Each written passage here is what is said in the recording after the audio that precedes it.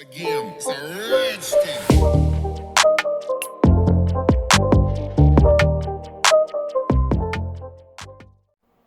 Alexa, ask the Neural 9 assistant if it has a YouTube channel. Yes, Neural 9 has a YouTube channel with tons of interesting tutorials. What is going on, guys? Welcome back. In today's video, we're going to learn how to build a simple Alexa skill. So let us get right into it. All right, so the first thing you want to do is you want to navigate to developer.amazon.com and you want to click on Alexa here. Now, I'm not going to guide you through the sign in process or sign up process. The only thing that you need to do is you need to create an Amazon account or you need to log into your existing Amazon account and then you're basically in a dashboard. So I'm not going to show that step since it's quite trivial and doesn't have to do anything with development. And once you're in there, you're going to see something like that. So you're going to have the Alexa developer console.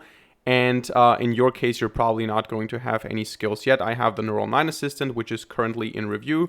By the way, if you're watching this video not immediately right now, or maybe even if you're watching it right now, depending on the date, you probably can already use the Neural 9 Assistant. Just ask Alexa for the Neural 9 Assistant. It just has some basic information about social media and content that I produce.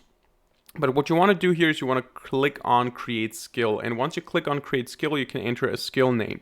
So for this, we're just going to call this tutorial skill like that. And then you can choose a language. In this case, I'm going to choose the US English language and we're going to make a custom skill. Now you have also some templates here like video skills or flash briefing skills or music skills and so on. But we're going to go with custom here. And then we can also choose the language or we can choose the backend resources. Now you can also choose Node.js if you prefer that. But since this is a Python tutorial, we're going to choose the Python Alexa hosted Python skill here. And then we're going to click on create skill. And we're going to click start from scratch because we don't want to use a template again. We're going to continue with the start from scratch template, which is also template. And then it will take about a minute, so we're going to skip that part.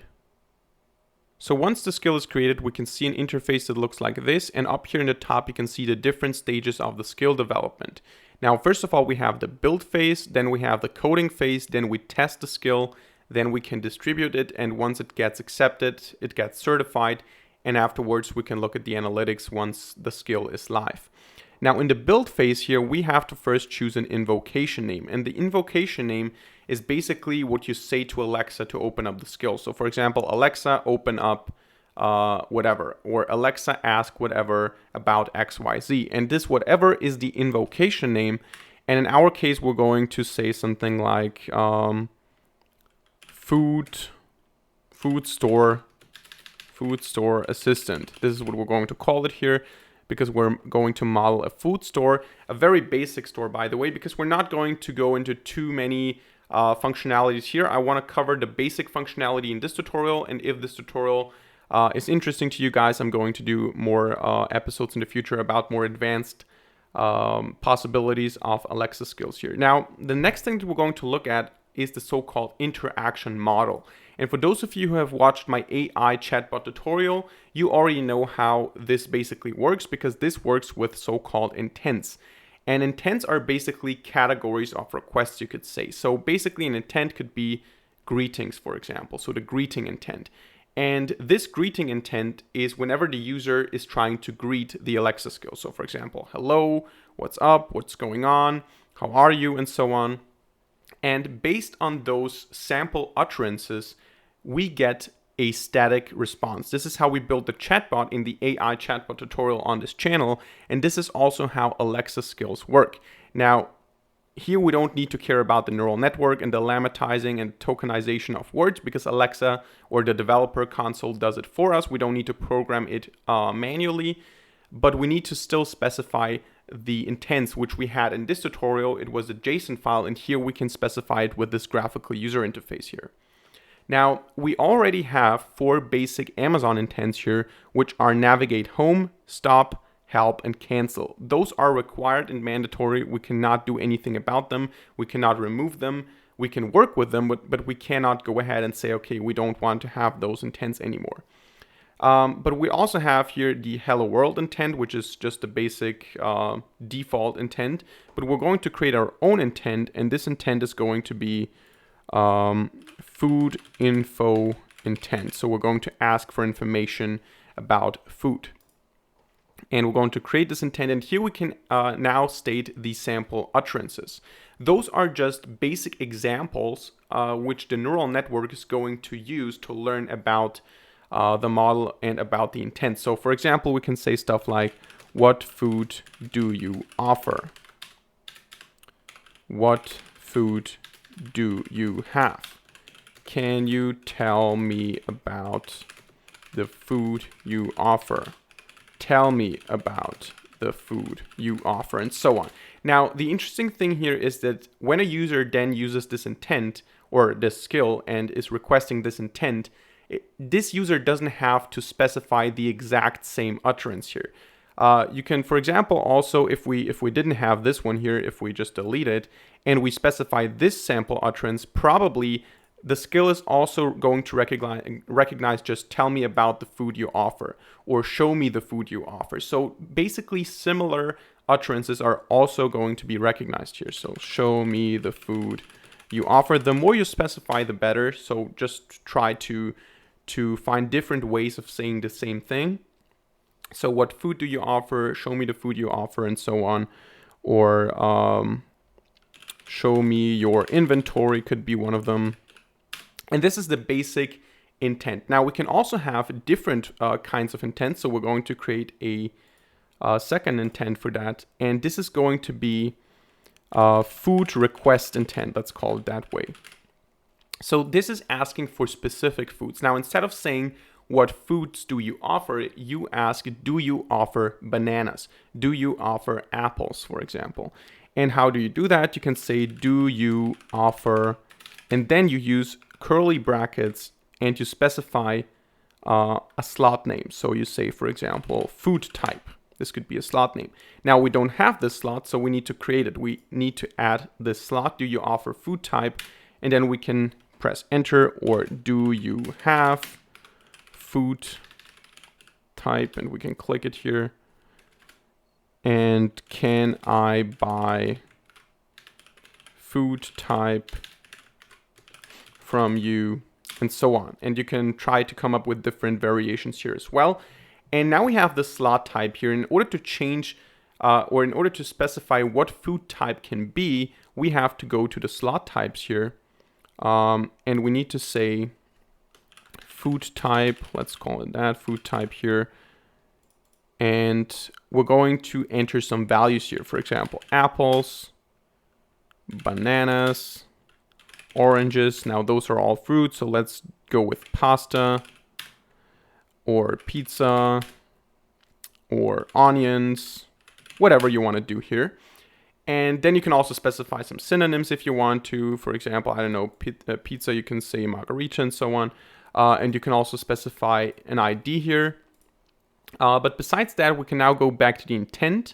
We can go to the food request intent, and here we can specify food type as the slot type.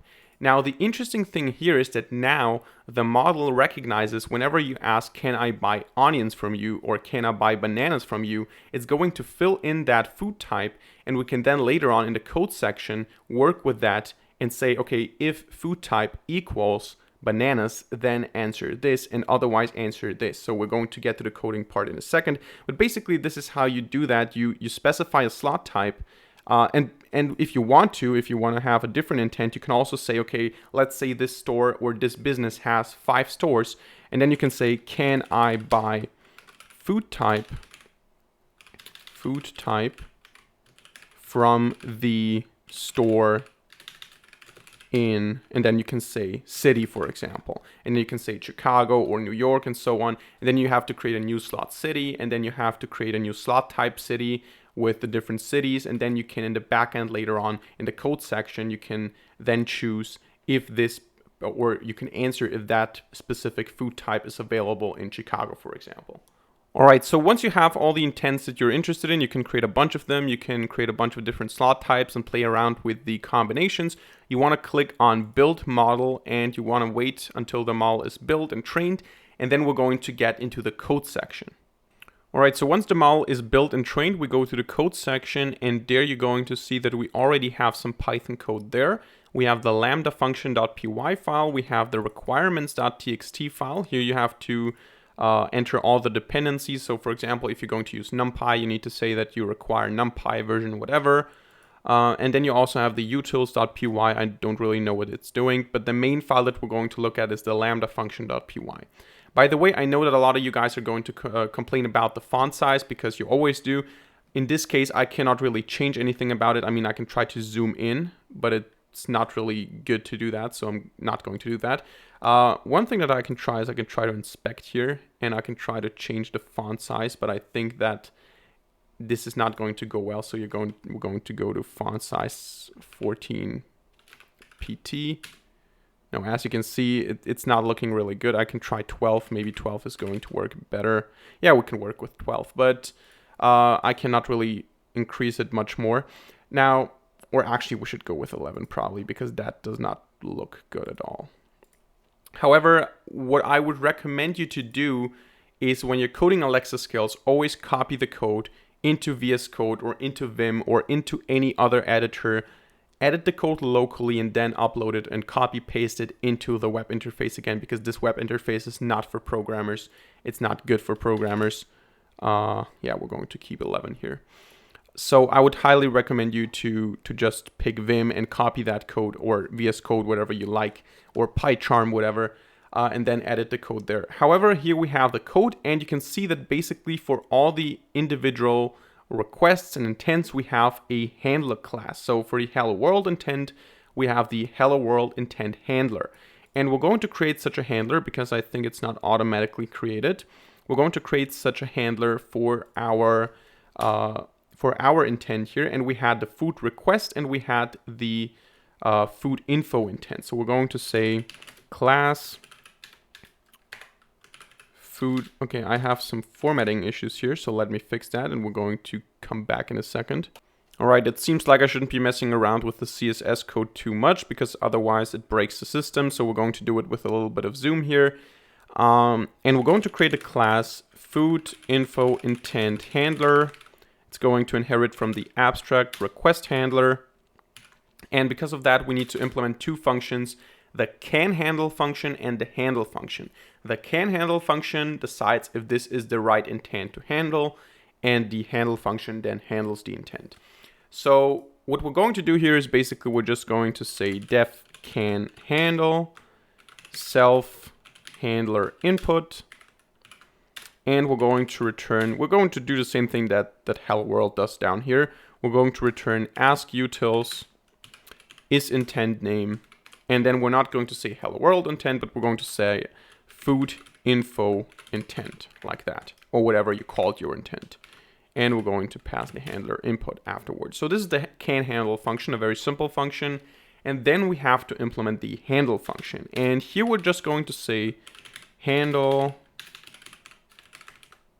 self handler input. And now we can choose what happens in which scenario. So we have the basic structure is we have a speak output. This is what Alexa is going to answer. And then we return that speak output. This is a very simple concept. But in our case, or in this case, we don't have to even worry about that, because the ordinary food intent handler, the food info intent handler, should only respond with a very static response. So it should just say, okay, we offer bananas, apples, nuts, and whatever. And the other intent is then a little bit more conditional, asking about specific stuff. So here we're just going to say speak output equals hey or hello, we offer bananas, apples, nuts, pizza, and popcorn. And then we're just going to return that. So we're going to say return, and we're going to return handler input response builder. So we're going to use the response builder. We're going to say .speak, and it's going to speak the output, and we're going to get the response from that. So that's the basic idea. What do we have here? There you go. So this should work. The only thing we need to do now is we need to add this intent handler at the bottom. So we need to go down here and we copy that from the hello world intent handler. And we're going to change this to food info intent handler like that. So then we can save and deploy, and then we can test it, and then we're going to go back and implement the other intent as well. So once the code is deployed, we can go to the test section and test the model, and we can do that by using the keyboard or by using the microphone. First of all, we need to enable testing by clicking on development here, and then we can either type some text in here, or we can hold down this button and we can start talking to Alexa. So let's do the second option because we're dealing with voice skills here. So we're going to say open food store assistant, and then we're going to get the response. Welcome. You can say hello or help. Which would you like to try? I'm just going to turn down the volume a little bit here. So this is the basic generic response. We didn't change that, so that's fine. And then we're going to ask, what kind of food do you offer, or something like that. What kind of food do you offer? Hello. We offer bananas, apples, nuts, pizza, and popcorn. As you can see, so we get the response that we expected. This was the static response. By the way, down here you can see the JSON request and the JSON response. So we are asking, this is what Alexa creates from asking, and this is what we get as a response. So you can see we get speak and the static response that we defined. And this is the actual request here. So in this case, somewhere it should say, yeah, there you go, intent request. And we can see that the intent is the food info intent. It was recognized as that. And we can actually play around and try different intents. Most of the time, if it's not too different, it's going to work. And if you go way out of the sample utterances, so you do something extremely different, it's usually going to say, I don't know what you're trying to say, or I don't know how I can help you.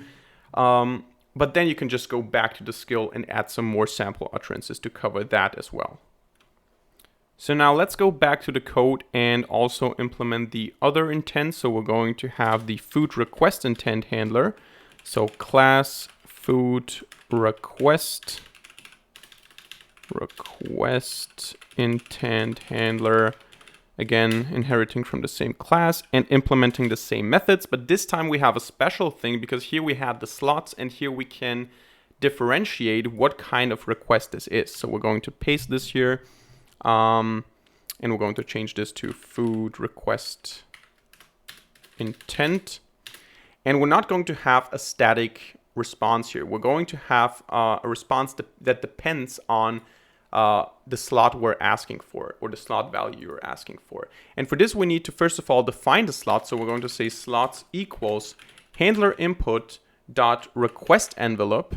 So request envelope. This is a thing of the handler input. So this is an attribute that we can request. And then we get the request from that. And we get the slots. So this is how you get the slots that you have in a certain request. And what we can do now is we can get the value of the slot. So the slot is a dictionary basically, and we can say food type equals slots, and then we can specify, in this case, actually food type dot value. So this is the value of the food type entry in the slots dictionary. Slots is a dictionary, food type is the key, and then we get the value of that key. And what we can now do is we can say, okay, if this value, so if this food type is bananas, for example, we can say speak output equals, and then we can formulate a message like, yes, we do offer bananas, like that. And of course, if you have a second slot like city, you can also request that, and then you can say, okay, if bananas and Chicago, then yes. If bananas and Dallas, Texas, then no, whatever.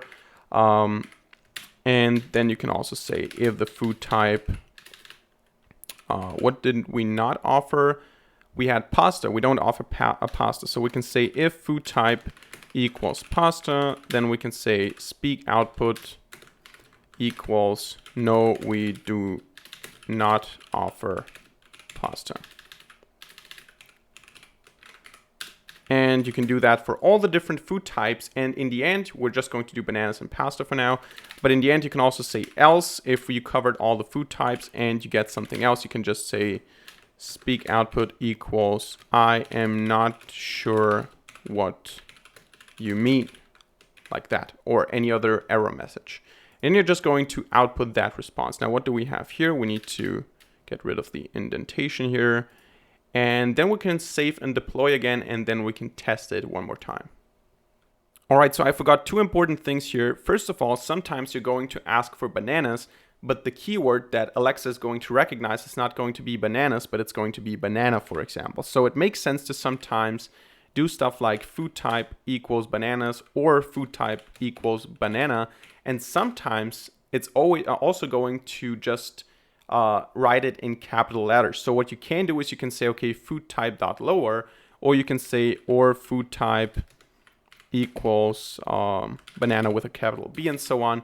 So I would recommend doing food type dot lower equals, or if you want to do it even better, you just assign an ID to each slot type, and then you say, okay, if the ID is 1, then you know it's a banana and so on. But besides that, what you need to do also is you need to add the request handle down here. So you need to copy this and change this to food request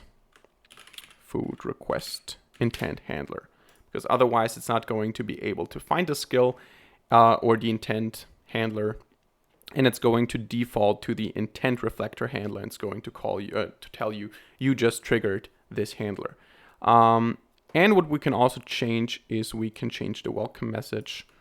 Welcome to, or actually, is this the help message? This is the help message, right? Actually, we need, there you go. This is the launch request handler. We can say, welcome to the food store assistant, like that. Then we save, and then we deploy, and then we can test it again. All right, guys, one more thing before we get into testing, because I found one more mistake. We need to say request.intent.slots, because request.slots doesn't exist, and this IDE, of course, is not going, or this editor here is not going to show you that it doesn't exist. It's just going to throw an exception, and then it's going to call the function catch all exception handler, and then it's going to say, sorry, I had trouble doing what you asked, but it's not going to tell you why. So you need to make sure that you write your code properly here. So once we have that, we again deploy, and then we get into testing. All right, so let's finally get into the testing and say, open the food store assistant. Welcome to the food store assistant. There you go. Do you offer bananas? Yes, we do offer bananas. Now we're going to have to open the food store assistant again to ask the next question, and I'm going to show you how to fix that in a second. But let's open it up again. Open the food store assistant. Welcome to the food store assistant.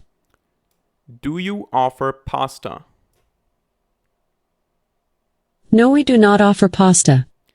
As you can see, it works. And now if you want to be able to ask multiple questions in a row, you need to add a little thing here, which is, where are we? Food request intent handler. We need to say handler input response builder, and then we need to say speak, and then we need to say .ask. So as you can see down here, we have the template. We need to say .ask, and we're going to say the same thing. So we're going to say speak output, or actually let me just look at my code here to not make any mistakes. Yeah, we say speak output, and then we say ask speak output, and then we get the response. And by doing that, we can get the same multiple requests in a row. All right, so once you have built the model, you have coded the backend logic, and you have tested it properly, you can go to the distribution tab. And in the distribution tab, you can then specify the name, the description, the logos, the example phrases, terms of use, privacy policy, category keywords, and so on. And then you just follow, you answer some questions about privacy and compliance and so on. And then what you do is you submit it for review. And then the Alexa team is going to test your skill, and they're going to give you feedback. And once you implement that feedback, they're going to take a look at it again. And then they're going to make it public and put it live if your skill meets the criteria, and then people can use it. They can just say, okay, open the food store assistant, open the Neural 9 assistant, open your assistant or your skill, and they can use the functionality there. I'm not going to go through this process here. It's quite simple. You just have to wait for the response, and then you have your skill online. So that's it for today's video. Hope you enjoyed and hope you learned something. If you would like to see more Alexa related videos, let me know in the comment section down below. Hit the like button and don't forget to subscribe to this channel to not miss a single future video for free. Other than that, thank you very much for watching. See you in the next video and bye.